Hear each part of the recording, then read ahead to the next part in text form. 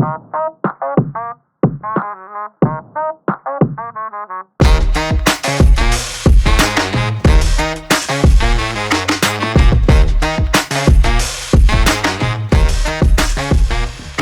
friends, Andrew here, hope you're well. Over the last 3 months, this phone has been front and center of everything I do. So here is my long-term experience and honest 2 cents on the iPhone 14 Pro. I'll go over everything that I love, hate, and possibly regret with this phone in this long-term review. Some things I found may surprise you, and others probably won't, especially if you already own this phone yourself. By the way, because I know I'll get a bunch of messages about it, this wallpaper is from our new wallpaper bundle called Iridescent for both desktop and mobile. I'll drop a link to it in the description box below if you want to check it out. Let's start with everything I dislike and the gripes that I have with this phone in the last 3 months of use. So the first is, unfortunately, I am still not a fan of dynamic island. I would have honestly preferred they stuck with the original notch, or even better, just a circular hole punch for the camera and sensors. I mean, we know this has been possible for a while now. Samsung, Huawei, Motorola, even Xiaomi all have neat hole punch displays. Dynamic Island, on the other hand, has been pretty obtrusive day to day. I'm still accidentally tapping Dynamic Island when I tap near and around the area, which brings me to a certain app, or even accidentally taking calls if they pop up and I'm already tapping that area. And then I think most disappointing is the utility just isn't there yet 3 months on. Sure, it's a lot more stylish from a user interface perspective, and it's fun seeing your album art and swiping in and out with your music, but it's just that, it's gimmicky fun. It even gets in the way of certain apps in landscape mode and arguably looks weird when in full screen video mode. I said it 3 months ago, but it still stands. I hope its use will improve when adoption is picked up and developers make more use of it, but as it is right now, it's a little underwhelming, unfortunately. Another iconic 14 Pro feature that I'm frankly disappointed about is the always on display. When I first got my hands on it, I was so excited about the AOD feature. It was a feature myself and many other Apple users were dreaming of, while Android users were chuckling in the corner. Apple did finally deliver the feature with the iPhone 14 Pro. And you know what? I had it turned off after a few weeks of use. 2 good reasons for it, I think. Firstly, it was draining my battery, and having AOD turned off seemed to save me about 30 minutes to an hour of additional usage from a full charge. And second, I found it really distracting. The always on display is seriously bright, and that's probably a reason why it ate up the battery. But its brightness had me second guessing whether or not I locked my phone. It was staring at me every second I was at my desk, and frankly, it kept me unconsciously tethered to my digital life, and I already have my Apple Watch for that purpose anyway. Speaking of being tethered to my digital devices, something I've been realizing over the last year is just how many USB-C cables I've collected. Almost anywhere I look, it's a USB-C cable, and I'm genuinely finding it difficult to get my hands on a micro USB or lightning cable around the studio and at home to charge the iPhone 14 Pro. And so the fact that the iPhone 14 still has this lightning port has become an inconvenience that has to be mentioned. If it did have a USB-C port, I would have saved a good hour over the last few months trying to find my lightning cables, and that's not an exaggeration. It's either that or maybe I just need to organize my lightning cables a bit better. There is also the argument that USB-C handles more power and offers faster data transfer speeds. The good news is a growing list of countries have committed to requiring smartphones to migrate to USB-C by 2024. So Apple has likely been forced their hand, and there's a chance we'll see USB-C in the next generation iPhone 15 lineup. But for now, iPhone 14 Pro, still no USB-C, and it's a genuine inconvenience. To be fair, I have mitigated this problem recently by using Bellroy's Premium Tech Kit, and they're kindly sponsoring today's video. This thing neatly organizes all my tech accessories and cables into a single spot and prevents all my cables from being a tangled mess. It also saves me spending an hour of my time trying to search for the right cable. It features a bunch of pockets, magnetic slips, mesh pockets, and is made of quality recycled woven fabric.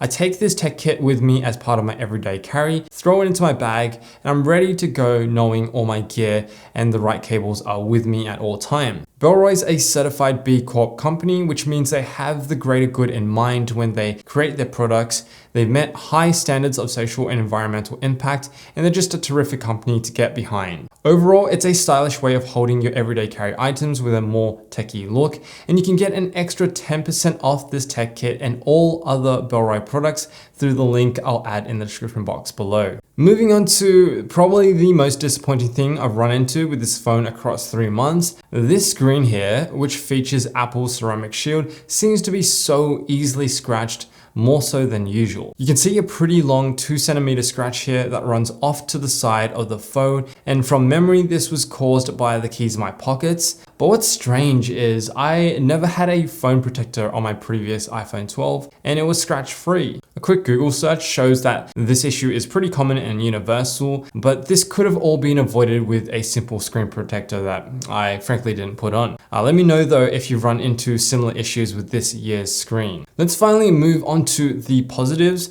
There's a lot to love about this phone, and I think other than the dislikes of course I've shared with you, almost everything else about this phone is a win. Let's start with the display. 120Hz ProMotion refresh rate deserves its own praise. You don't realize just how good it is until it's gone, and this probably applies to everything that disappears in your life, unless it's your ex. When I first turned the phone on was when I realized how buttery smooth the display is. Then when I borrowed my friend's iPhone 11 to text someone, the difference is night and day. It's a variable refresh rate, so if you have an iPhone 14 Pro in front of you, you can see the difference for yourself. Turn it into low battery mode and the refresh rate is lowered dramatically to save battery. The silky smooth screen experience is so good, it feels really natural and you forget about it until you don't. Also, the higher 2000 nit max brightness is another game changer. It made it possible to actually see my phone when out in direct sunlight, no matter where I was over the last 3 months, which has been really nice. And having a great display is a big plus because we stare at these screens all the time, so having access to a great display is a quality of life improvement. Then you've got the camera. Of course, guys, this camera is probably the main reason to upgrade, particularly if you're a hobbyist, a content creator, or even a genuine photographer. The focal length on the main camera is noticeably different from the iPhone 12 and 13 and creates that really nice bokeh, which is that nice background blur.